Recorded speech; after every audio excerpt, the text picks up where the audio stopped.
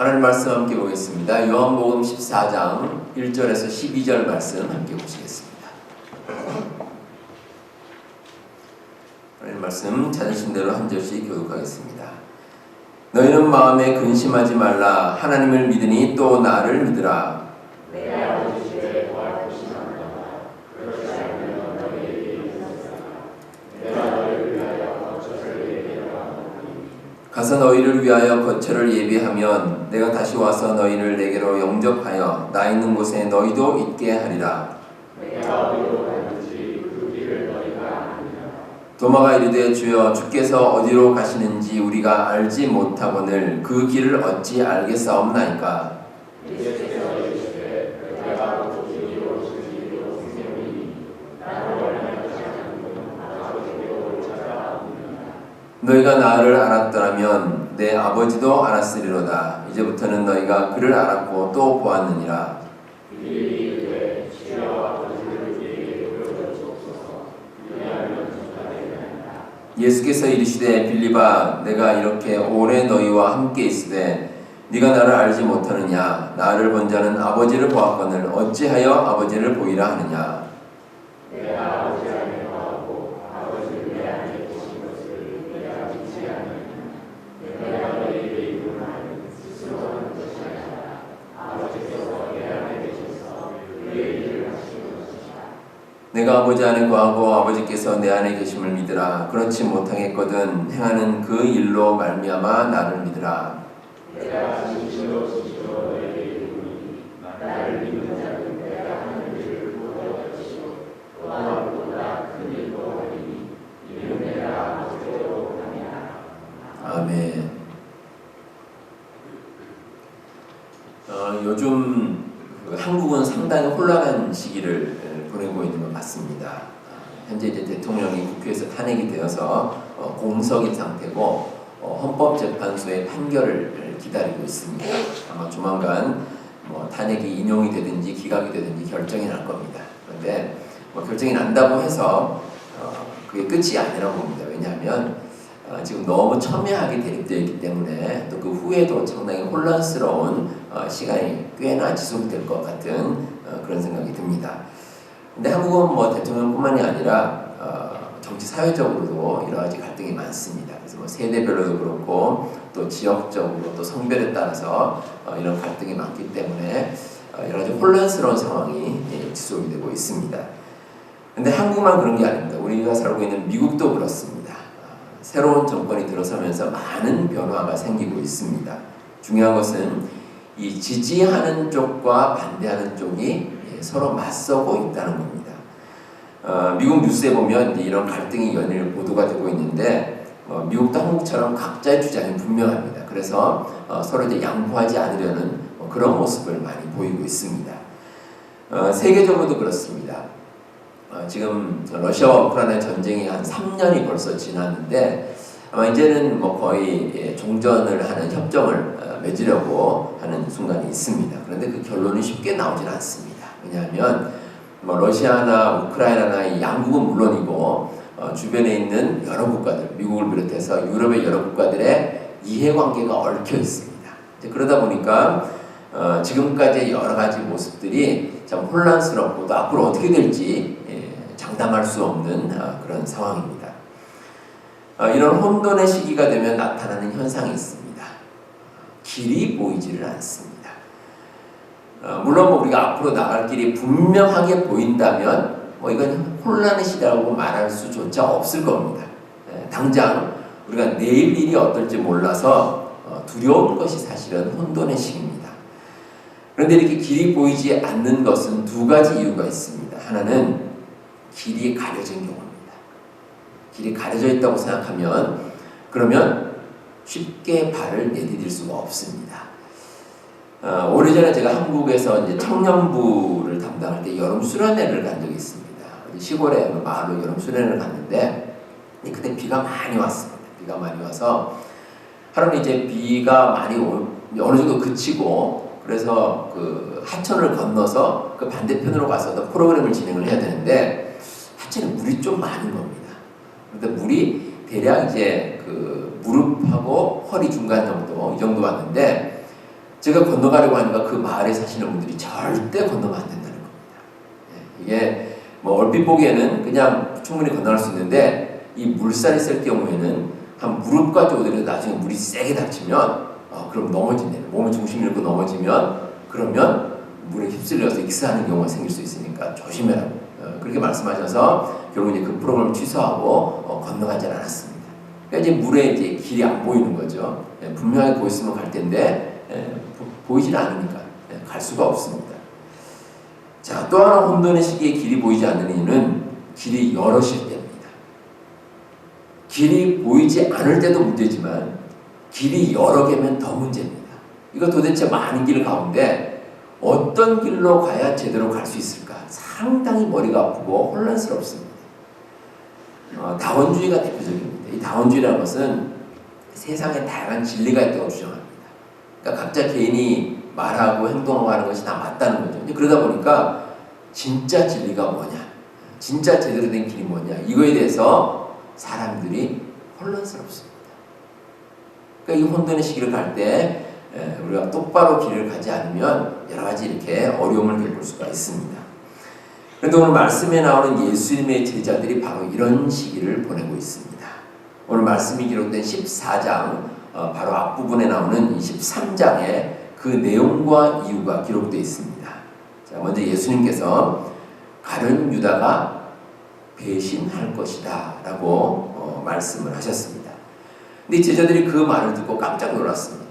왜냐하면 가룟 유다를 제외한 다른 제자들은 예수님을 판다고는 꿈에도 생각을 못했습니다. 그러다 보니까 예수님께서 제자들 가운데 누가 나를 팔 것이다 이렇게 말씀하시니까 아니 도대체 이게 무슨 말씀이신지 도무지 알 수가 없습니다. 그러니까 머릿속으로 상당히 혼란스러운 겁니다. 그리고 예수님께서 또 뭐라고 말씀하셨냐면 베드로가 예수님을 부인할 것이다 이렇게 말씀하시는 겁니다. 자, 그런데 예수님을 그렇게 열심히 따르던 베드로가 예수님을 부인한다. 이것도 참 받아들일 수가 없습니다. 그러니까 베드로는 심지어 주를 위하여 내 목숨을 버리겠나이다. 이렇게 장담을 합니다. 예수님께서 뭐라고 말씀하시냐면 베드로가 닭이 울기 전에 3번 나를 부인하리라. 이렇게 말씀을 하시니까 제자들도 도대체 이게 무슨 말씀인지 헷갈리는 거죠. 참 혼란스럽습니다. 게다가 결정적으로 예수님께서 곧 세상을 떠나실 것이다 이렇게도 말씀을 하십니다. 그러니까 제자들은 뭐 청천벽력 같은 소식이죠.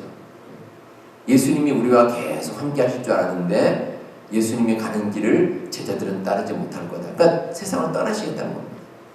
이런 말씀을 들으니까 도대체 지금 상황이 어떻게 돌아가고 있는지 참 혼란스럽고 알 수가 없는 상황입니다.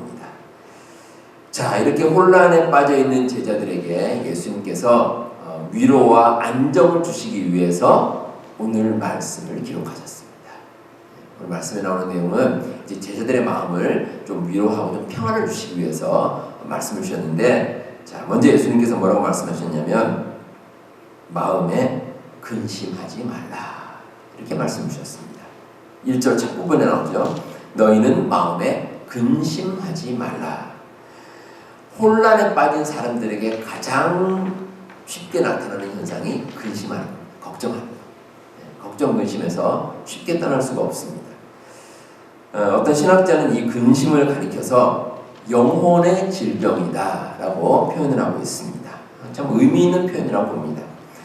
우리 몸에 이제 질병이 생길 때가 있습니다. 예를 들어서 뭐 감기 같은 경우는 뭐 시간이 지나면 곧 사라져 버리죠. 물론 요즘 지난 겨울에는 감기가 좀 독했습니다. 그래서 오랜 시간 좀 지속이 됐는데 그래도 뭐 감기는 어느 정도 시간이 지나면 다 이제 사라지게 돼 있습니다. 근데 어떤 질병 같은 경우는 잘 사라지지 않습니다. 그래서 그 질병이 계속되면 어떻습니까? 이게 만성 질환이 되죠. 그러면 나중에는 우리 몸을 쇠약하게 만들고 또 큰 고통을 당할 때가 있습니다. 근데 우리가 가진 근심이 그렇습니다. 이 영적으로 우리가 근심을 계속 지니고 있으면 쇠약하게 됩니다. 영적으로 자꾸 쇠약해서 우리가 이제 세상 살아가는데 어려움을 많이 겪습니다. 그래서 이 근심을 해결할 수 있는 방법이 필요합니다. 아마 여러분들 건강을 위해서 또 이렇게 스트레스 받을 때 아마 해소하는 뭐 그런 방법이 아마 여러분들 마음 이제 각자 다 가지고 계실 겁니다. 어떤 분들은 운동하시는 분들, 이렇게 땀을 흘리면서 운동하시는 분도 계시고, 또 취미생활 하시는 분도 있고, 또 잠을 푹 주무시거나, 또 맛있는 음식을 드시거나, 또 어떤 분들 이제 수다를 막 떨면서 또 이제 근심을 해소하고 이렇게 이제 하시는 분들이 계신데, 근데 이렇게 하는 그 해결법에는 공통점이 있습니다. 잠시 근심을 잊어버릴 수는 있지만 걱정거리 자체를 해결할 수는 없습니다. 그렇지 않습니까? 우리에게 걱정, 근심이 있고 스트레스가 있어서 그걸 해결하려고 뭔가를 하는데 그걸로 근본적인 문제가 해결이 되지가 않습니다.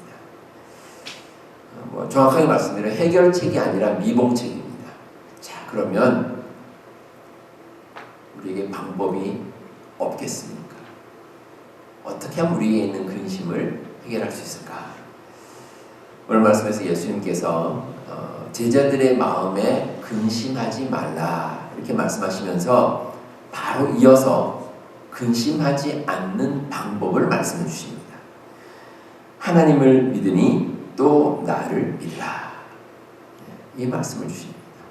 믿음입니다. 믿음. 이 믿음이 바로 근심을 근본적으로 해결할 수 있는 길입니다. 그 믿음이 있어야 됩니다. 자, 우리가 믿음을 가지고 하나님께 우리의 근심을 맡기면 그러면 내가 가진 근심은 더 이상 나의 근심이 아닙니다. 나에게서 떠났습니다. 나에게서 떠나고 하나님께 맡겨진 겁니다. 그러면 그 믿음을 가지고 있으면 그 다음부터 우리가 평안한 마음으로 세상을 살아갈 수가 있습니다. 예수님의 제자들이 지금 혼란 상태에 빠져 있습니다. 어떻게 해야 될지도 모르겠고 또 어떤 방향으로 나아갈지 길을 찾을 수가 없습니다. 그런데 그런 걱정과 근심 가운데 그걸 해결할 수 있는 방법은 믿음입니다. 예수님 믿고 나가는 겁니다. 이 믿음에는 놀라운 능력이 있습니다. 우리가 가진 근심 그리고 우리의 평안, 사실은 여러분 종이 한 장 차이입니다. 그렇게 차이가 나지 않습니다. 얼핏 보면 차이가 큰 것 같지만 때로는 근심이 평안이 되기도 하고 평안이 근심이 되기도 합니다. 아주 작은 차이입니다. 그런데 우리 마음에 믿음이 없으면 그 차이가 커 보입니다. 이 근심에서 평안으로 가는 길이 상당히 멀게 느껴집니다. 그런데 믿음이 있으면 우리의 근심이 곧 평안으로 바뀔 수가 있습니다. 우리 성도 여러분, 예수님께서 우리 마음 가운데 근심하지 말라라고 말씀을 주십니다. 하지만 연약한 인간으로서는 그 근심에서 벗어나기가 참 어렵습니다. 따라서 우리가 근심을 이겨내는 방법은 믿음입니다. 그 믿음으로 여러분들 우리에게 있는 모든 근심들을 이겨내시는 우리 성도님들 되시기를 바랍니다. 자, 우리가 예수님을 믿으면 근심에서 벗어날 수가 있습니다. 예수님께서 가시는 길을 따라가니까 걱정할 필요가 없습니다. 우리 자신이 뭔가 특별한 것을 생각해야 되는 것이 아니라 그냥 예수님께 맡기는 거죠. 맡기고 믿음 가운데 나가면 그러면 편안한 마음으로 예수님의 길을 따라갈 수가 있습니다. 자, 근데 예수님께서는 제자들에게 예수님의 길을 따르는 결과에 대해서도 오늘 말씀에 기록하고 있습니다. 천국에 이르는 삶입니다. 2절과 3절에 이런 말씀이 나옵니다. 내 아버지 집에 거할 곳이 많도다. 그렇지 않으면 내가 너에게 일렀으리라. 내가 너희를 위하여 거처를 예비하러 가노니 가서 너희를 위하여 거처를 예비하면 내가 다시 와서 너희를 내게로 영접하여 나 있는 곳에 너희도 있게 하리라. 자, 예수님께서 천국, 예수님께서 가실 거처를 미리 마련하시겠다. 제자들을 위해서 마련하시겠다라고 약속해 주셨습니다. 근데 예수님께서는 아마 이 모든 것을 제자들도 알고 있을 것이다. 지금까지 예수님께서 제자들에게 한 말이나 또 아니면 여러 가지 이제 기적이나 또 이런 행동을 통해서 제자들이 이미 어느 정도 이해하고 있을 거다라고 생각을 했는데 그런데 제자들이 그렇지는 못했습니다. 그래서 오늘 말씀에 이 제자 중 하나인 도마가 나와서 예수님께 반문을 합니다.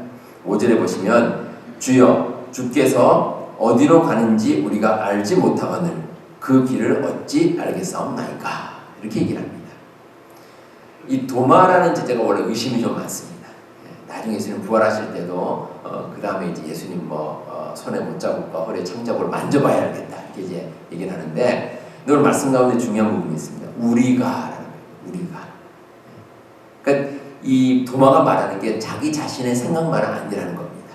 우리 그러니까 제자들도 똑같이 예수님께서 가시는 길을 잘 모르겠다는 겁니다.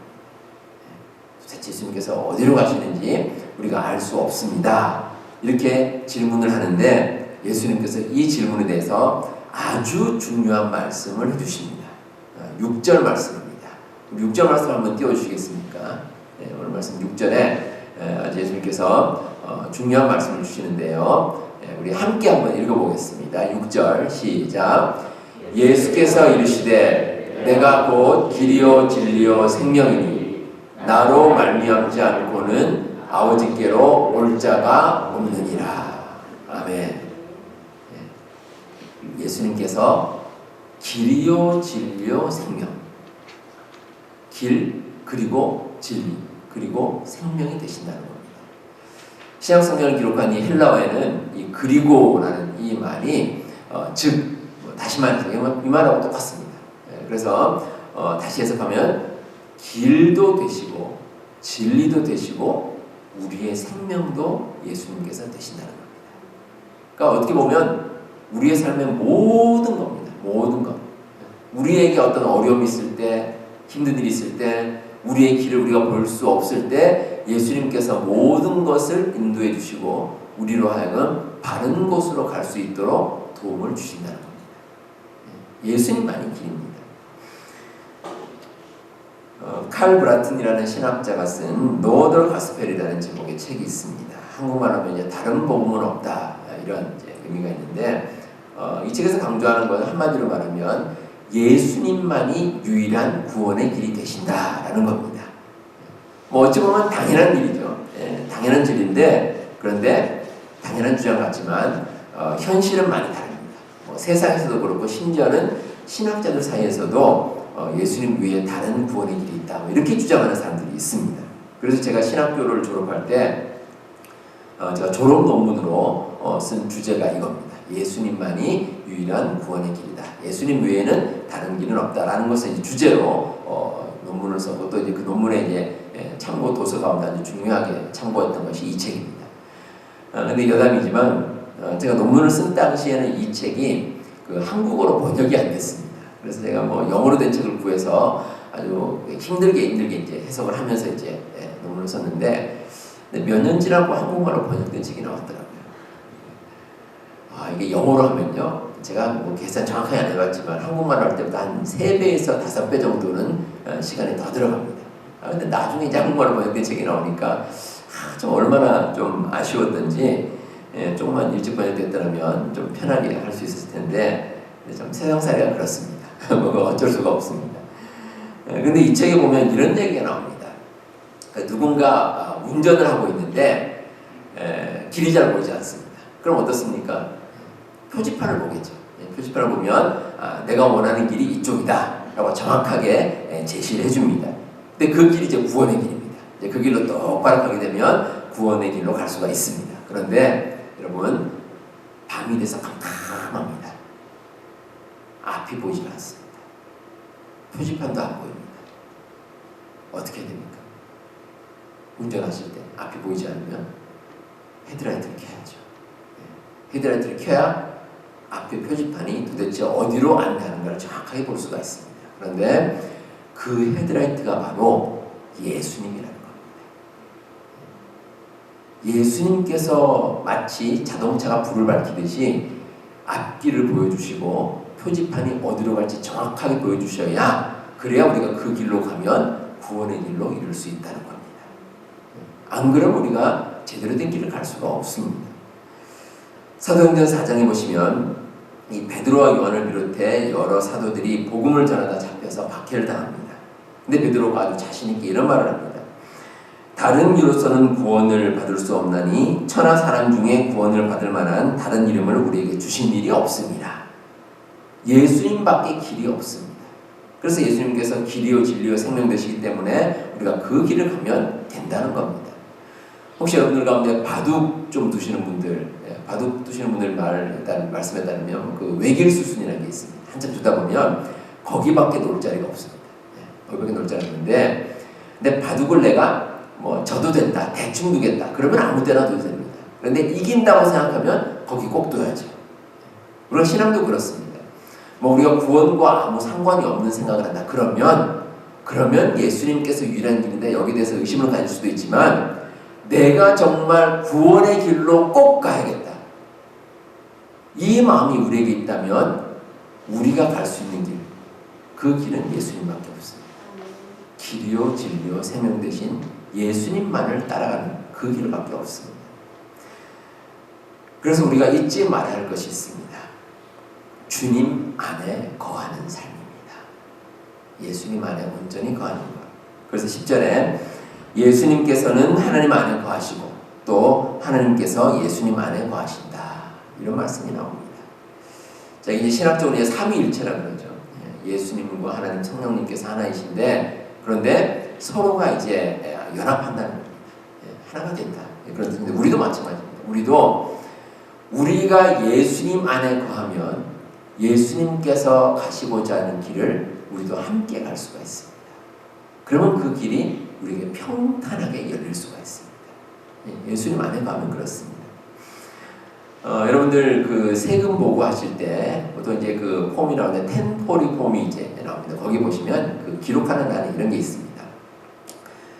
부부가 이제 같이, 가족들이 같이 세금 보고를 할 때 체크하는 날이 여러 개 있는데, 그 중에 하나가 같이 살지만 따로 보고한다, 이렇게 그런 날이 있고, 또 같이 살면서 세금 보고를 같이 한다, 이런 날이 있는데, 세금 보고를 같이 한다는 날에 괄호 열고 뭐라고 되어 있냐면, 비록 한 사람이 돈을 벌지라도, 수입이 있을지라도, 그런 이제 문구가 있습니다. 그러면 보통 이제 부부가 같이 할 때는 거기에 대해 표시를 하는 거죠. 그러면 어떻게 되냐면 나중에 보고한 것이 부부의 공동 책임이 됩니다. 공동 책임이 되는데, 우리가 예수님 안에 있으면 그렇습니다. 같이 가는 겁니다. 내가 뭔가 혼자 하겠다고 근심하고 끙끙대고 애쓰고 이게 아니고, 내가 예수님 안에 들어있으면, 예수님께서 나와 함께 하시면 내가 가는 길을 예수님께서 인도해 주십니다. 그러면 우리가 상상할 수 없는 편안함이 우리에게 있습니다. 그 길로 가기 때문에, 예수님께서 원하시는 길로 가기 때문에 우리가 언제나 혼란스럽지 않고 평안하게 이 세상을 살아갈 수가 있습니다. 서두에서 말씀드렸지만 우리는 이 세상 살아가면서 혼란의 시대를 보내고 있습니다. 이런 시대에 우리가 제대로 살려면 반드시 주님 안에 있는 것, 이게 꼭 필요합니다. 그리고 이를 위해서 중요한 방법이 하나 있습니다. 교회 안에 있는 겁니다.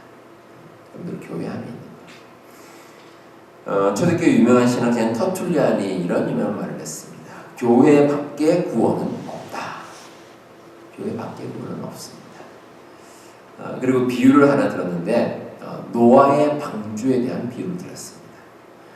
여러분들, 노아의 시대에 세상에 이제 큰 비가 내려서 노아의 방주에 탄 노아의 가족들과 동물들은 살아나고 나머지는 다 목숨을 잃었습니다. 노아의 방주 밖에서 살아남은 생물체는 하나도 없습니다. 아무것도 없습니다. 노아의 방주 안에, 그 방주 안에 있어야만 생명을 유지할 수가 있었습니다. 근데 여러분, 방주 안이라고 편안하겠습니까? 한번 생각을 해보시기 바랍니다. 그 방주 안에 노아가 이제 그 동물을 태우는데 각 쌍별로 여러 동물, 지상에 있는 많은 동물을 가득가득 다 태웠습니다. 그럼 어떻습니까? 그 환경이 참 복잡하고 지저분하죠. 복잡하고 지저분하고 여러 동물들이 함께 섞여 있으니까 냄새도 나고 불편하기도 하고, 정말 그 어려움들이 많이 있습니다. 정말 완벽한 환경은 아니고 정말 힘든 환경입니다. 그런데 구원의 길은 거기밖에 없습니다. 교회도 마찬가지입니다.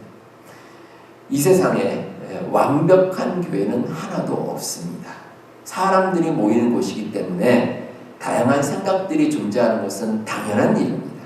서로 다른 부분에 대해서 그래서 뭐 갈등도 하고 또 심지어는 다툼도 있고 다 그렇습니다. 하지만 노아의 방주를 떠나서는 구원이 없듯이 교회를 떠나서도 역시 구원이 없습니다.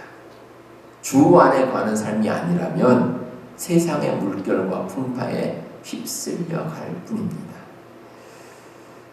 성도 여러분, 우리의 삶에서 길이요 진리요 생명이 되시는 분은 예수님밖에 없습니다. 그래서 우리가 오직 예수님 믿고 예수님께서 가시는 길을 따라가는 겁니다. 그리고 예수님께서 인도하시는 대로 가면, 우리가 주님 안에 거하면, 그럼 우리 주님께서는 온전한 길로 우리를 인도해 주십니다. 그리고 그 길을 따라갈 때 우리는 삶의 평안을 누릴 수가 있습니다. 우리 여러분들 이 진리를 잊지 마시고 우리 주님 안에, 우리 또 교회 안에, 우리 믿음 안에 날마다 거하시는 우리 모든 성도님들 다 되시길 바랍니다.